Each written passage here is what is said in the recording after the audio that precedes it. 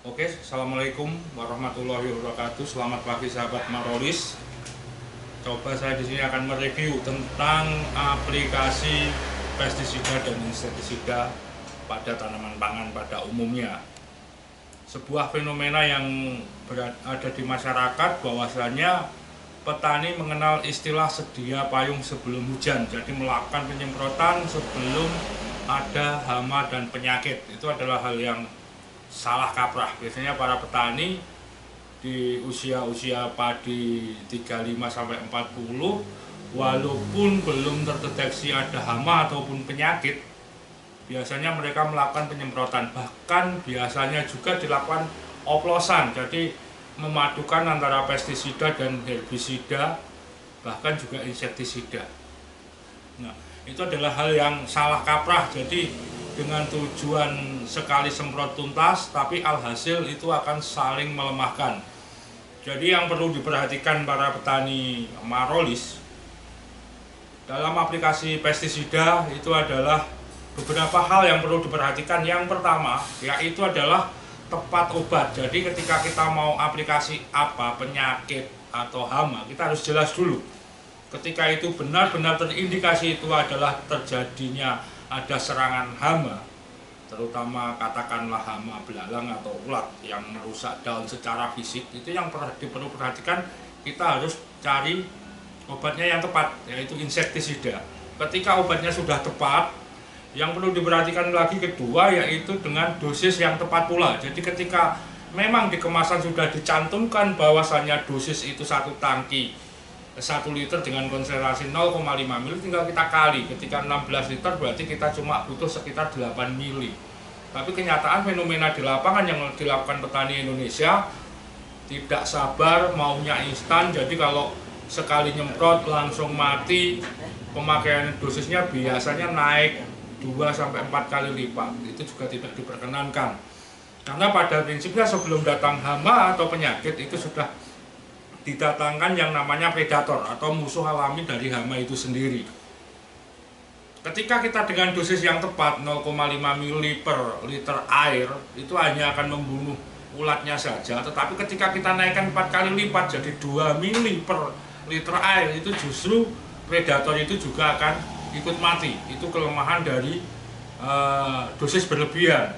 Yang kedua, ketika dosis berlebihan itu akan membuat resisten. Jadi hama ini mutasi genetika, dia akan bertahan hidup dengan dosis yang tinggi. Akhirnya apa yang terjadi? Akan terjadi ledakan hama, karena dengan dosis yang biasa dipaksakan dengan 4 kali lipat mereka bisa bertahan. Justru mereka bisa bertahan.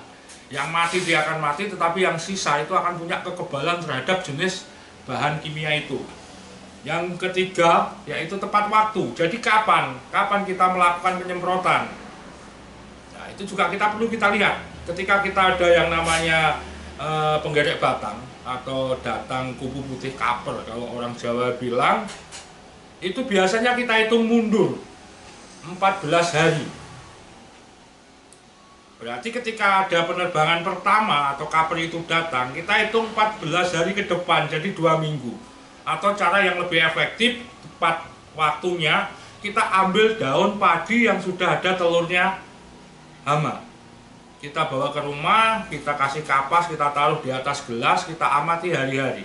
Ketika nanti 14 hari itu akan keluar seperti benang atau menetas, baru yang di sawah dilakukan penyemprotan. Jadi kesalahan petani saat ini ketika ada hama kupu putih, ketika sore ketemu, pagi langsung disemprot. Itu tidak akan efektif.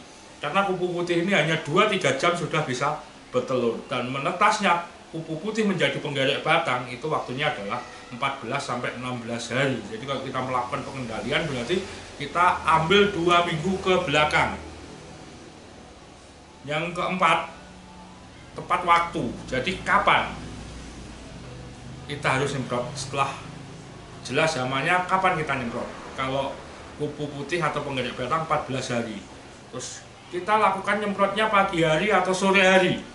Ketika kita ngomong hama perusak, itu berarti perusak daun secara fisik. Kita lihat efektifnya. Ketika dia efektif makannya malam hari, berarti nyemprotnya sore. Seperti belalang, ulat itu makan daun tidak pernah di waktu siang. Jadi kapan kita melakukan penyemprotan ketika ada hama belalang dan ulat ini, berarti kita sore, karena hama belalang dan ulat ini efektif di waktu malam hari, dia makan di malam hari. Tapi kalau hamanya efektif di siang hari, berarti kita melakukan penyemprotannya di pagi hari. Yang kelima yaitu cara penyemprotan. Itu bagaimana cara penyemprotan itu yang benar. Ketika kita ngomong hama terus penyakit, itu biasanya dengan ujung nozzle yang dikabutkan atau sangat ngabut. Itu tujuannya apa? Kita menciptakan molekul partikel air itu paling kecil sehingga dia melayang di udaranya lebih lama. Dengan penyemprotan kabut ini, kita menggunakan prinsip dasar pengendalian hama. Dengan nozzle yang dikabutkan berarti satu langkah kaki satu ayunan tangan. Jadi ketika satu langkah kaki satu ayunan tangan itu akan bertahan. Ketika molekul melayang itu akan bisa bertahan lama. Tapi kalau satu langkah kaki sampai 3-4 itu akan molekulnya menjadi besar dan dia akan cenderung jatuh ke tanah, tidak bisa menempel dengan sempurna di daun. Yang terakhir yang perlu diperhatikan lagi yaitu tepat sasaran ya, tepat sasaran.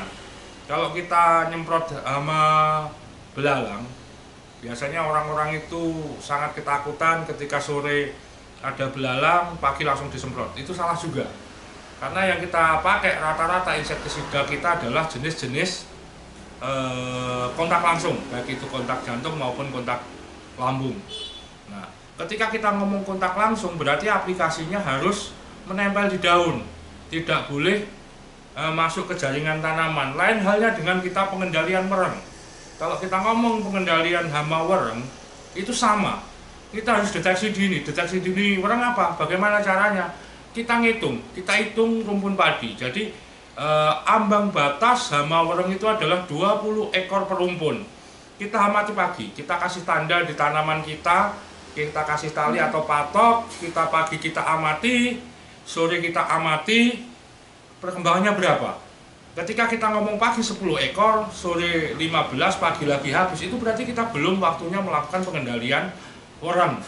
Tapi kebiasaan petani dengan keterbatasan pemahaman mereka, biasanya dia selalu segera, bahkan cenderung mencari bahan aktif yang paling tinggi atau dosis yang paling tinggi. Ketika dengar petani yang lain pakai harga yang 60, kita beli harga yang 100. Dengan harapan apa? Sekali semprot mati. Iya, secara fisik mati sebagian, tapi yang tidak mati itu justru akan menimbulkan kekebalan terhadap bahan aktif itu sendiri.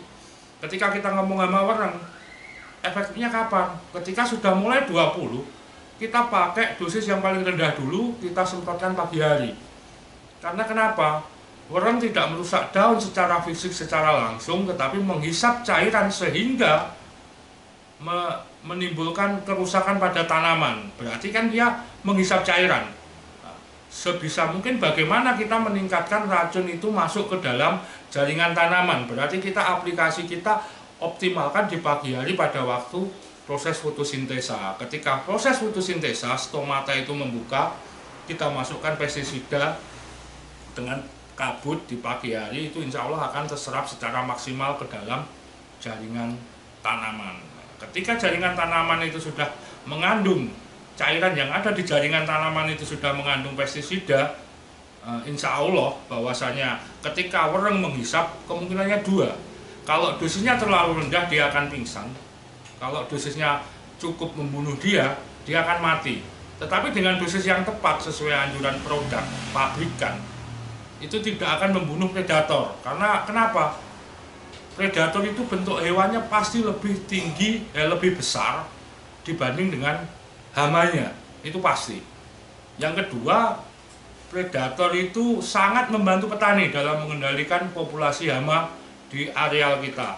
Yang kita lupa, tidak pernah memperhatikan ekosistem yang ada selama ini, yang kita mau kita aplikasi pestisida atau insektisida atau herbisida dengan berlebihan. Dosis jelas 5 mili untuk satu tangki, petani kita selalu pakai di atas itu, bahkan sampai 20 mili, 25. Karena petani kita kurang sabar. ketika kita ngomong wereng itu karena sistemik itu butuh proses. Jadi proses obat masuk ke jaringan tanaman, berputar sehingga seluruh jaringan tanaman itu kurang lebih butuh waktu 18 jam. Jadi seharusnya ketika kita ngomong pengendalian wereng, hari ini kita semprot, besok baru ada efeknya. Tapi petani kita tidak sabar nunggu esok hari. Akhirnya apa? Penggunaan dosisnya ditingkatkan, karena dengan dosis 20 ml tidak mati, 40 ml bahkan kita pakai 1 botol 1 kali aplikasi. Tapi apa yang terjadi? Karena di areal kita itu sudah tidak ada lagi predator, hari itu kita bersih, mungkin 2-3 hari akan datang lagi, karena itu hama-hama yang dari sekitar, karena di areal kita sudah tidak ada musuh alami yang mati dengan aplikasi pestisida kita. Mungkin itu yang bisa saya sampaikan. Salam sukses, salam marolis, semoga bermanfaat. Sekian, wabillahi taufiq wal hidayah. Wassalamualaikum warahmatullahi wabarakatuh.